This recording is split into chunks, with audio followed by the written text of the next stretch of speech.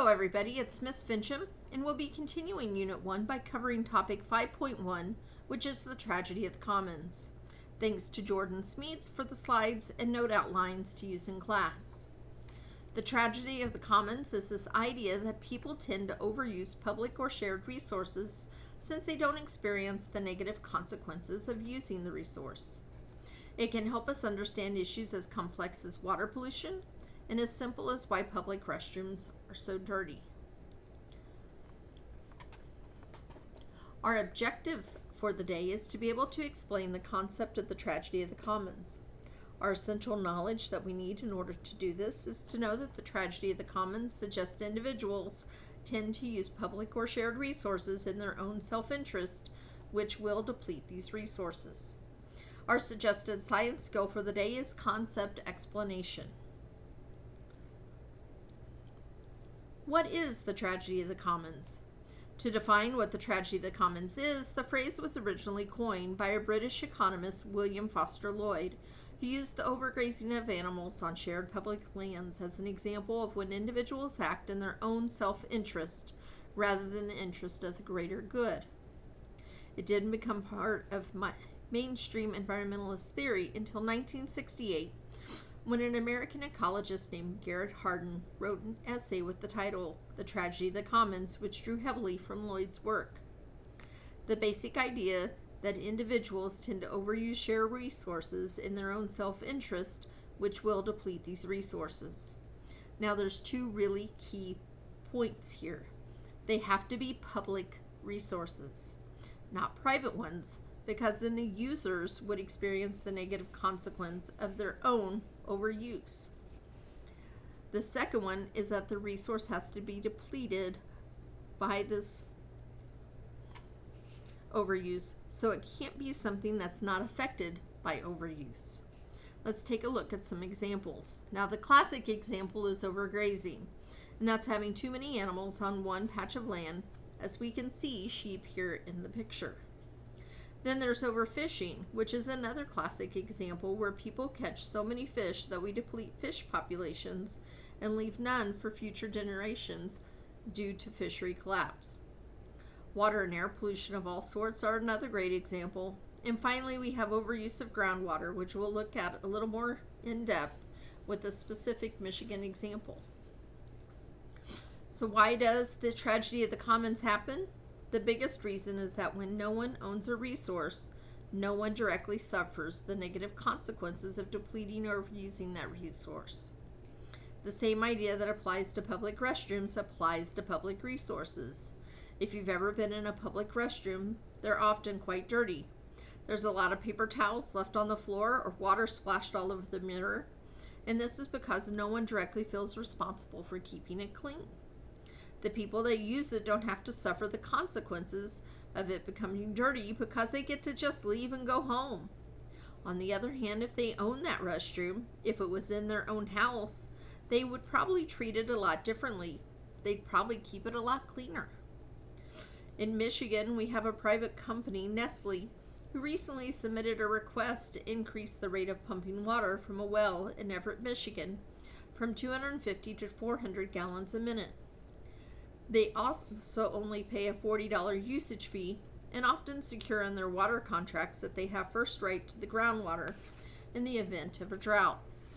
This is because the groundwater that they're pumping is a public shared resource, so they're not going to suffer the negative consequences of overusing it. If they overuse this groundwater source and deplete it, it's not available for future use, they can just move and find another site to pump groundwater. They are not stuck living there with the consequence of having depleted that groundwater. Another cause for the tragedy of the commons is this idea that if I don't overuse the resource, someone else will. We have a great comic here to illustrate that. The fisherman on the left is saying, well, there it is, the last fish in the ocean. And he seems kind of concerned about this. The guy on the right says, at least we beat the Russians and the Spaniards to it. That just kind of illustrates this idea that people assume if I don't overuse the resource, someone else will, so why not profit from what's left of it? Finally, there are just oftentimes no real direct consequences for overusing or depleting a resource. We see this especially in developing nations like Peru. Here, there's hazardous medical waste just being dumped in a river. Without laws that will threaten to sue or impose harsh fines on people that do this, there's less of an incentive to care for those publicly shared resources. So what's the problem with the tragedy of the commons? Why is this really such a big issue? The first issue is that things like overfishing can lead to total depletion of resources. We have this case of the Atlantic cod here, which was overfished severely in the late 60s and the 70s, and we can see this huge population crash. And so fishermen are going to lose their income, and in parts of the world where people really rely on fish for food, there may even be starvation. Another great example is air pollution. Air pollution comes from driving our cars. It comes especially from coal-fired power plants to produce the electricity we demand, and so this is going to put things like sulfur dioxide and particulate matter into the air. It's going to be really harmful to people's lungs.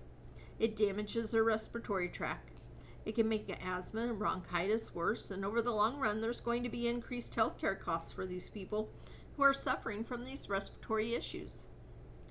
Another great example is pesticide use. Farmers put pesticides on their crops to increase their yield, increase the amount of food they produce and their profits, but these pesticides are washed away in the rain. They can get into local rivers and streams or even trickle down to the groundwater, and that can contaminate groundwater sources that people use for drinking. They can damage water that people rely on for recreation and for income. And so all of these are what we call negative externalities.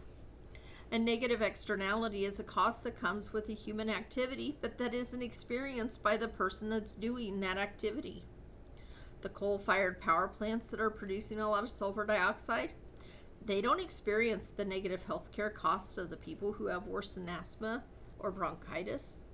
The farmer who sprays pesticides on their crops, they don't experience the negative recreational dollars that are lost from downstream communities' fish populations.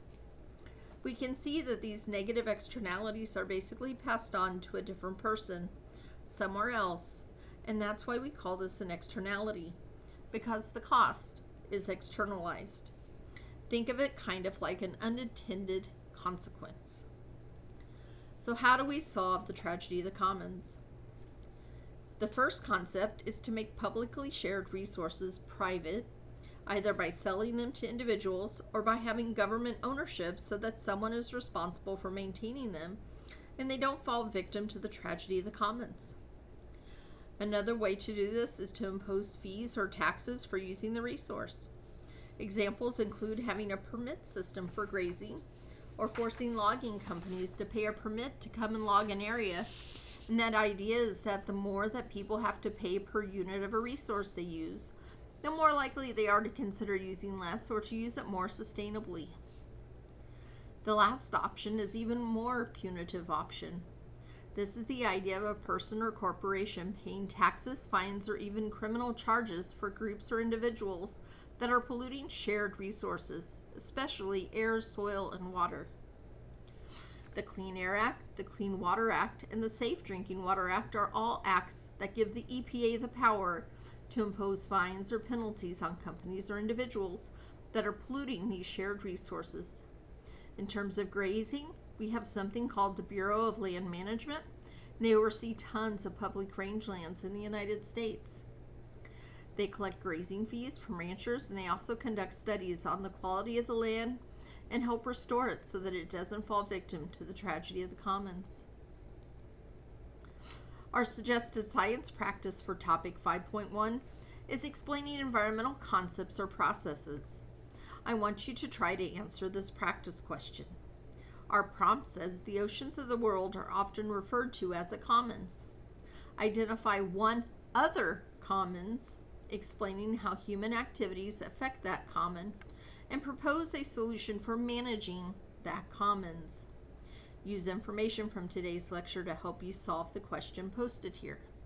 When you are finished, take a photo of your notes and upload it to Canvas where it says 5.1 tragedy of the commons.